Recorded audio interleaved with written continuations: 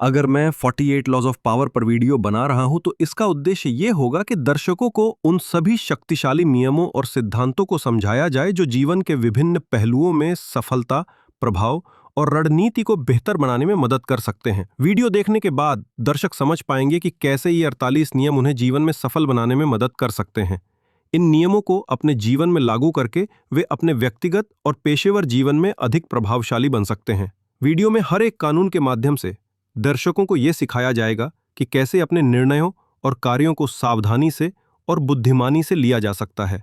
ये उन्हें जीवन के विभिन्न पहलुओं, व्यवसाय, रिश्ते, राजनीति में समझदारी से निर्णय लेने के लिए प्रेरित करेगा। चलिए शुरुआत करते हैं। 48 लॉज ऑफ पावर का पहला नियम, कभी भी अपने स्वामी से ज्यादा चमकने की कोशिश न करें। व्याख्या, ये नियम ये सलाह देता है कि आपको अपने वरिष्ठों या मालिकों को कभी भी असुरक्षित या हीन महसूस नहीं कराना चाहिए। इसका मतलब यह है कि आपको अपने बॉस या किसी भी उच्च पदस्थ व्यक्ति से ज्यादा प्रभावशाली या प्रतिभाशाली नहीं दिखना चाहिए। भले ही आपके पास अधिक कौशल, प्रतिभा या विचार हों, आपको हमेशा यह महसूस कराना चाहिए कि आपका स्वामी या बॉस सबसे महत्वपूर्ण है। ऐतिहासिक उदाहरण, इस नियम का एक प्रसिद्ध उदाहरण निकोलस फोकवेट, जो कि फ्रांस के किंग लुई जबोंदन के वित्त मंत्री थे, का है। फोकवेट ने एक शानदार पार्टी आयोजित की थी जिसमें उन्होंने अपनी संपत्ति, संपर्कों और प्रभाव को प्रदर्शित किया। उन्हें लगा कि इस कदम से वह राजा के लिए अनिवार्य बन जाएंगे, लेकिन इससे उन्होंने राजा को असुरक्षित कर दिया।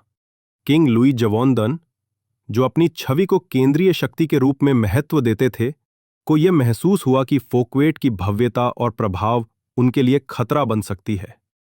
इसके परिणाम स्वरूप किंग लुई जबोंदन ने फोकवेट को सत्ता से हटा दिया और उन्हें वित्तीय गड़बड़ी के आरोप में कैद कर लिया। हालांकि फोकवेट की पार्टी दरअसल उनके राजा के प्रति समर्पण और प्रशंसा का एक प्रतीक थी। 48 लॉज ऑफ पावर का दूसरा नियम, never put too much trust in friends, learn how to use enemies. कभी भी दोस्तों पर ज्यादा विश्वास ना करें, दुश्मनों का सही उपयोग करना सीखें। व्याख्या, यह नियम हमें यह सिखाता है कि कभी भी अपने दोस्तों पर अधिक भरोसा नहीं करना चाहिए, क्योंकि अक्सर हम अपने दोस्तों को अधिक जानने और समझने की वजह से उन पर अंधा विश्वास कर लेते हैं। हालांकि ऐसे रिश्ते में छुपी हुई राजनीति या द्वारपालता हो सकती है, जो अंततः हमारे लिए नुकसानदेह हो सकती है। वहीं हमारे दुश्मन, जो शुरू में हमें नुकसान पहुंचाने की कोशिश कर सकते हैं, अगर सही तरीके से संभाले जाएं, तो वे भविष्य में हमारे सबसे अच्छे सहयोगी साबित हो सकते हैं। क्यों दुश्मनों पर भरोसा करें? पारदर्शिता, जब आप दुश्मन से दोस्ती करते हैं तो वो आपको हमेशा ईमानदारी से अपना पक्ष बताएंगे। उनके पास कोई छिपा हुआ एजेंडा नहीं होता। स्वार्थ से ऊपर, दोस्त आपके साथ स्वार्थ से काम कर सकते हैं, जबकि दुश्मन बिना किसी स्वार्थ के सीधे तौर पर आपकी स्थिति पर हमला कर सकते हैं, जिससे आप पहले से ही सतर्क रहते हैं। रूस से दोस्ती, कभी कभी आपके दुश्मन किसी संघर्ष में शामिल हो सकते हैं, जिससे वो आपके हित में काम कर सकते हैं, और अंततः उनकी सहायता से आप अधिक प्रभावशाली बन सकते हैं। 48 लॉज ऑफ पावर का तीसरा नियम, कंसील योर इंटेंशंस, अपने इरादों को छिपाए रखें। व्याख्या, इस नियम का मतलब है कि अपने वास्तविक उद्देश्य, योजना या इरादों को दूसरों से छुपा कर रखें। अगर लोग आपके इरादों को जानते हैं तो वे आपके खिलाफ तैयारी कर सकते हैं या आपके रास्ते में बाधाएं डाल सकते हैं।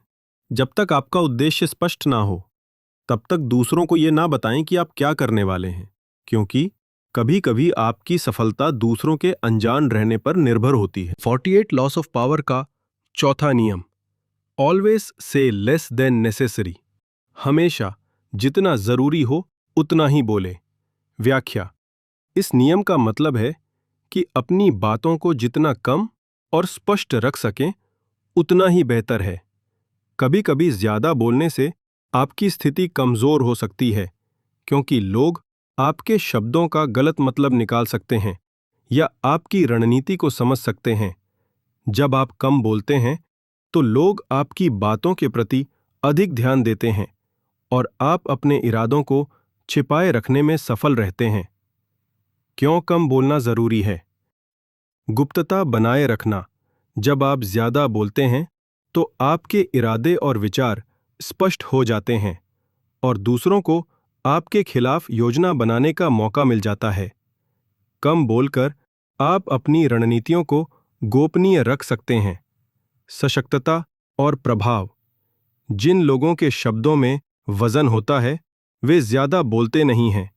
जब आप कम बोलते हैं तो आपकी हर बात में एक खास प्रभाव होता है और लोग आपकी बातों को अधिक गंभीरता से लेते हैं। आत्मनियंत्रण। कम बोलने से आप खुद को भी ज्यादा नियंत्रित रखते हैं। ये दिखाता है कि आप अपनी भावनाओं पर काबू पा सकते हैं और अपनी प्रतिक्रियाओं को सोच समझकर देते हैं। लोगों को उलझन में डालना। जब आप बहुत कम बोलते हैं तो लोग आपके बारे में अधिक सोचने लगते हैं। इस तरह आप एक रहस्य बनाए रखते हैं जिससे लोग आपके इरादों का सही अनुमान नहीं लगा पाते।